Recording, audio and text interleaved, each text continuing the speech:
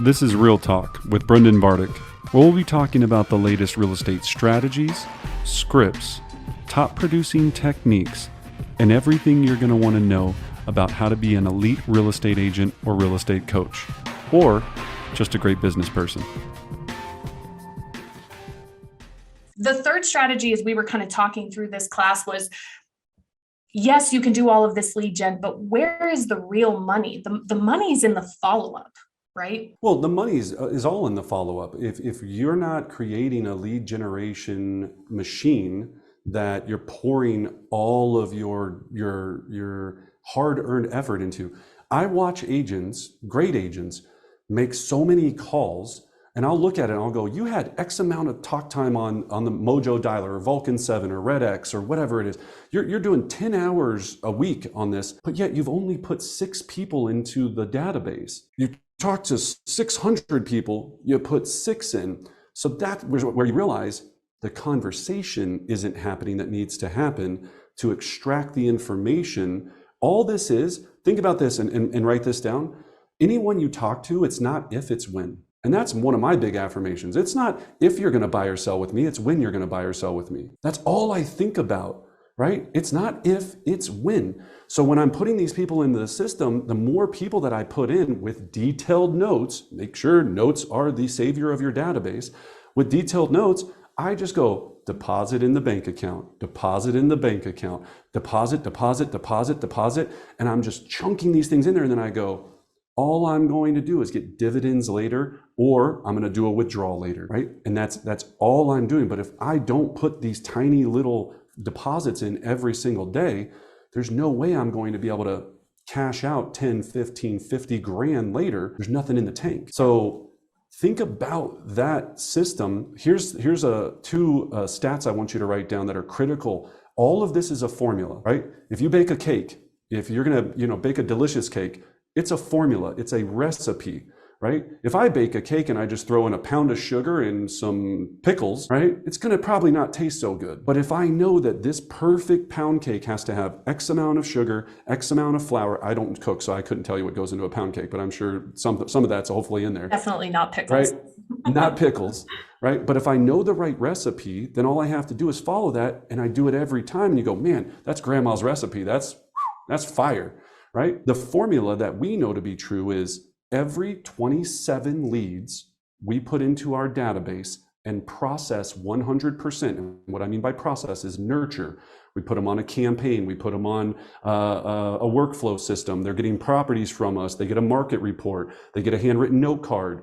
Right? Whatever your proprietary 33 touch is, we use a 33 touch system in our organization. We produce one closing every 27. That's the average of our entire team. There's people on our team that every 5 they put in, they have a closing because they're that good. A lot of them are center of influence. They nurture the heck out of them. They're great relationships. Some of us don't have the blessing of having a massive database. So we have to go and put a lot more, what I like to call dirt, into the top of the funnel, rattle it around and hope that some gold nuggets come out at the bottom. Then what we do, and this is where we're terrible as agents, we get that gold nugget and then we go, all right, sold that sucker, put that in the dumpster. Instead of taking that gold nugget and going, I'm going to polish that baby every single month, every day, so that it has little gold nugget babies that pop out of it, right? That's all we're trying to do. So 27, an angel gets its wings, right? You get a paycheck. Then once you know your number, you can start figuring out what is yours. So if you have a CRM, here's what I want you to do.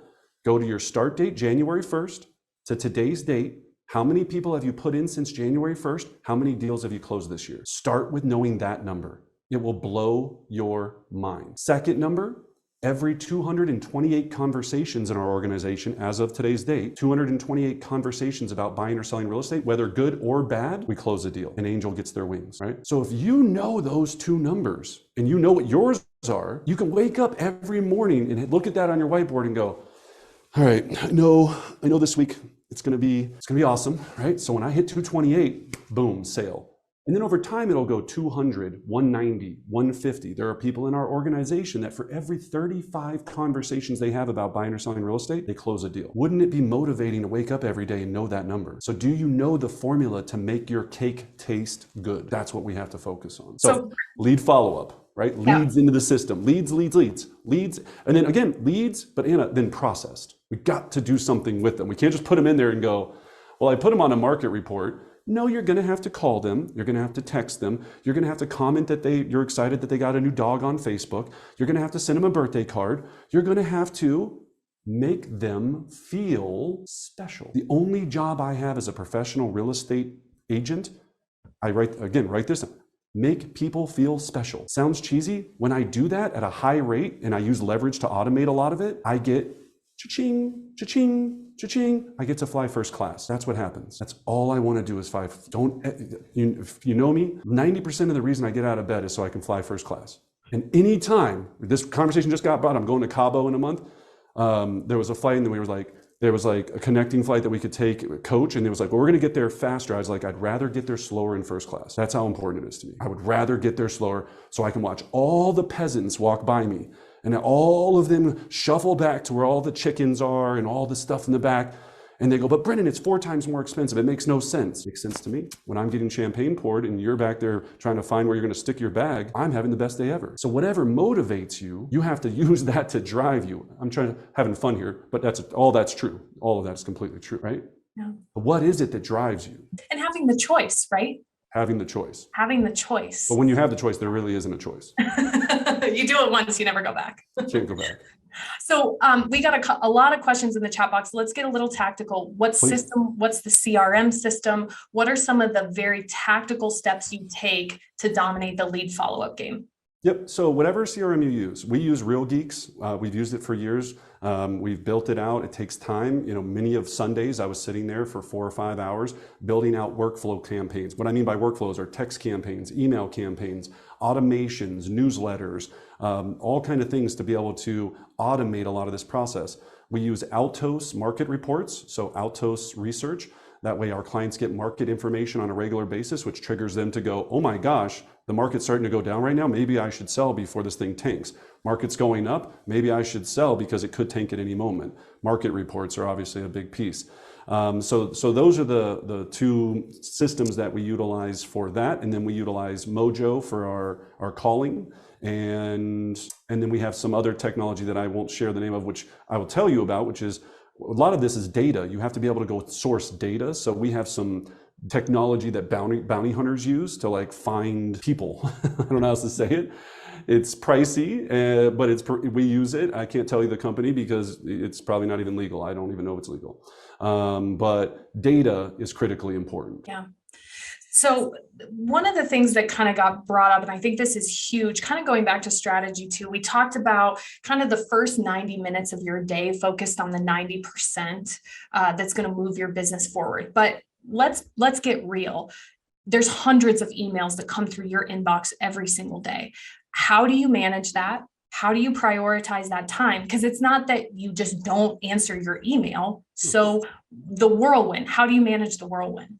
Leverage. So in the beginning, I didn't have hundreds of emails. I've always had my first goal as soon as possible once I started selling was, how can I hire someone to help me and have a partner in crime in this that can help me get to where I want to go, that loves doing some of the things that are not the things that I'm good at, which are emails, typing. I can't type. I'm literally like, I mean, it's bad. It's pathetic, right? Like if you ever get an email from me, it's usually like 6 words. It's like, good job, Susan, right? And even that I have to double check. It's bad. So I had to find someone that could do all of the things that I'm not good at, because what I'm good at is, again, because I practice my script so much, put me in front of someone, give me a contract. I should deliver value to them and they'll be able to sign and trust me.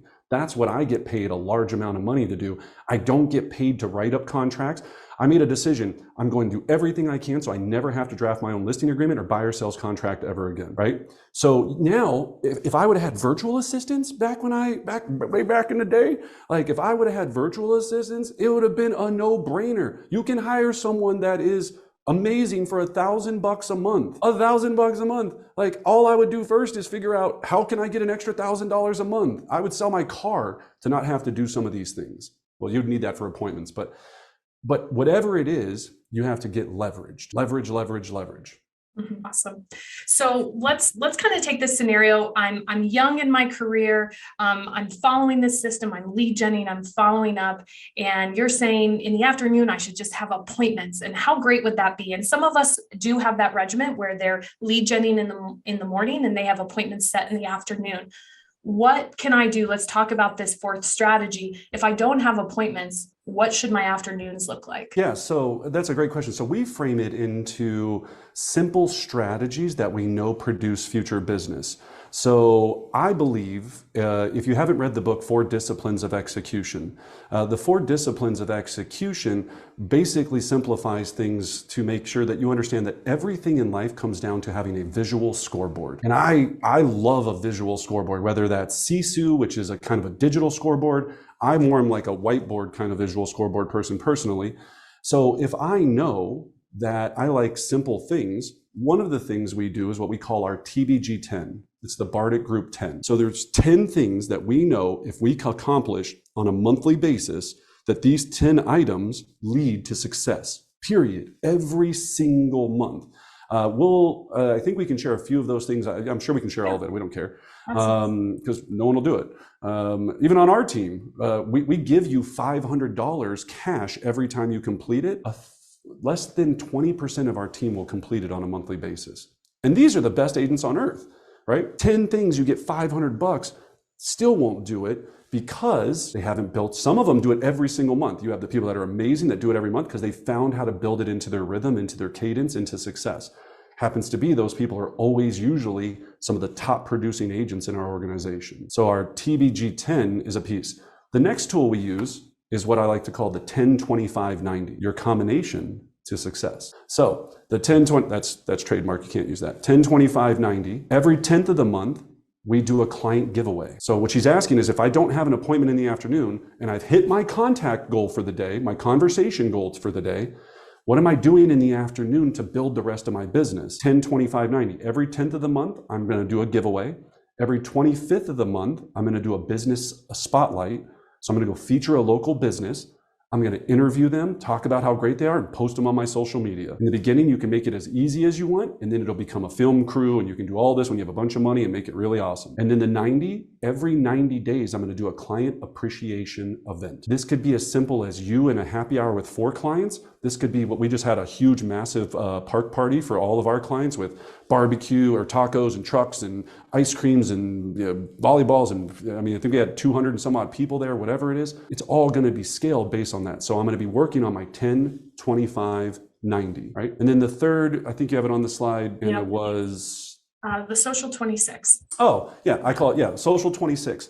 So again, dominating the social media aspect. So if you haven't done a Facebook 26 or a social 26, a social 26 is easy. Every single day, you're going to take your social media and you're going to get your visual calendar, because you want to stay visual, and you're going to assign on that calendar by last name who you're going to connect with on social media. What I mean by connect is, so if it's the first day of the month, you're going to hit everybody that has the last name with A. So Susie Akers, you're going to go on her social media, you're going to like, comment, share on something that she posted recently, or you're going to individually message her and just say, hey, Susie, how's it going? I was just thinking about you. I hope you and Donald are doing great. I don't know if anyone's named Donald anymore. It's a great name. I hope you and Donald are doing super. And I just wanted to say hi. That's it. Then I go on to the next day, the next day, the next day, the next day, the next, everyone with the last name A. Then I go through all it. So there's 26 letters in the alphabet, I'm pretty sure, right, Anna? 26 letters in the alphabet. So we take those letters, put them into the 20 working business days on our calendar, unless you're going to work 30 days. You're going to bunch some of them together, like X, Y, and Z last names. Those are not going to be a ton of them. So you can group some of those with like the, what other letters, Qs or whatever it might be. And you knock those out on one day, but you have it habitual. So it's in your calendar. It pops up every day and it goes, connect with everybody with the last name B. That's all we're trying to do, is take something that you should be doing anyway and make it a systematic routine. That's where success lives. The boring, monotonous going, all right, next B, all right, next B, all right, tomorrow's going to be all my C's and D's, next, whatever it is, but it's got to be visual, and then put it in your calendar. Make a game out of it. Make it fun. Everything has to be gamified, Anna. Like every single thing has to be gamified, because otherwise the monotony of this is paralyzing. Yeah. All money lives in the monotony, right? Yeah. Yeah.